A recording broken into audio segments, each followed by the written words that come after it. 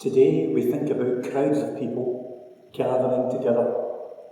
Ironically, something that for now is taboo for all of us. But this is Palm Sunday, and it's the day when we remember the procession of Jesus and his followers into Jerusalem and the crowds that gathered to watch.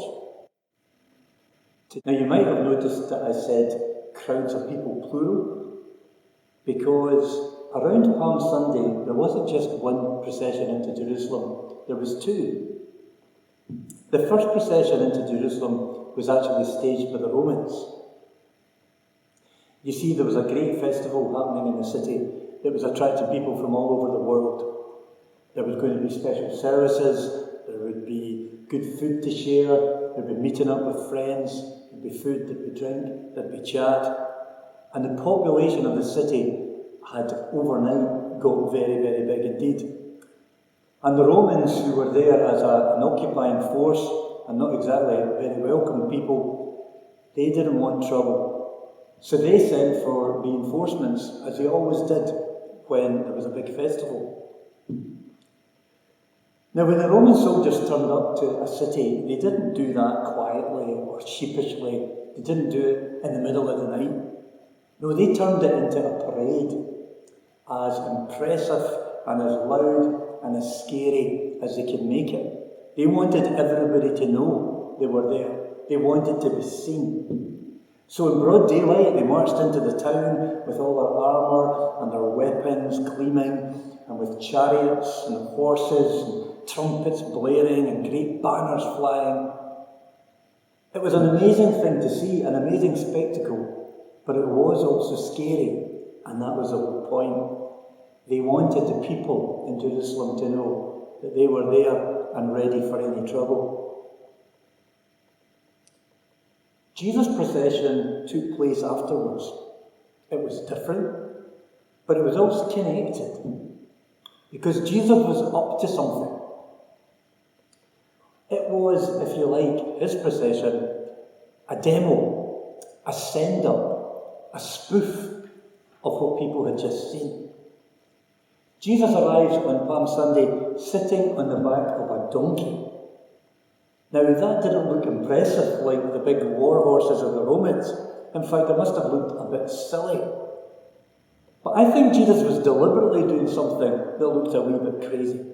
And following him were his army, and they were this ragtag group of people. Women, children, the poor, foreigners, the disabled, many of them people who were told all their lives that they don't matter, that they don't count for much. Now, it was a dangerous thing to make fun of the Romans, and Jesus didn't lack any courage. But he wasn't just being brave. He wanted to get people to think and see a different set of values. He had a dream of a world that was better, that was greater, that was fairer. A different way to behave towards one another. A different way to live. The horses and the chariots of the Romans were all about war and about threat and about forcing people to obey. But Jesus chose a donkey as a sign of peace. I suppose there's two ways of looking at the world. The one way is just to see it as it usually is. In this world, the folk with the biggest weapons and the biggest army run everything. In this world, the rich and famous are the ones that matter. The poor are ignored and forgotten. People are kept under control by threat and punishment. And in this world, God's view of us is often seen to be being basically angry with us. And God is seen as someone who wants to judge us harshly. And lots of people think that that's just the way the world has to be. But Jesus' way was well different. A way of looking at the world where rich people aren't any more important than anyone else. Where the poor deserve special attention simply because people in most need deserve most support. And where religion isn't about shutting people out, but inviting them in.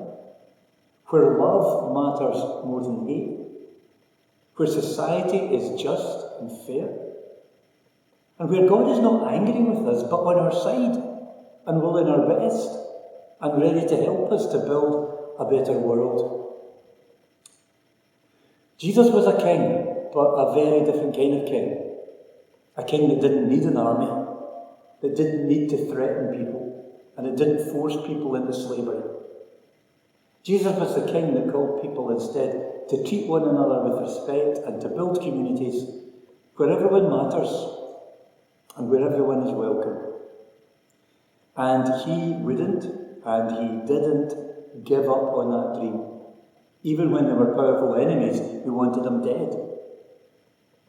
Next week was the crunch time for Jesus, the week that leads up to Easter, and lots of things were to happen. And of course, what happened at Easter has changed the whole course of the world. They thought they could get rid of him, but God had other ideas. And Jesus' dream of a better, fairer world wouldn't die either. There's a lot to be thankful for at Easter. Palm Sunday reminds us of another kind of world worth working for. And one of the many reasons I'm a follower of Jesus is that when I think of these two processions, I know that his is the one I want to be part of.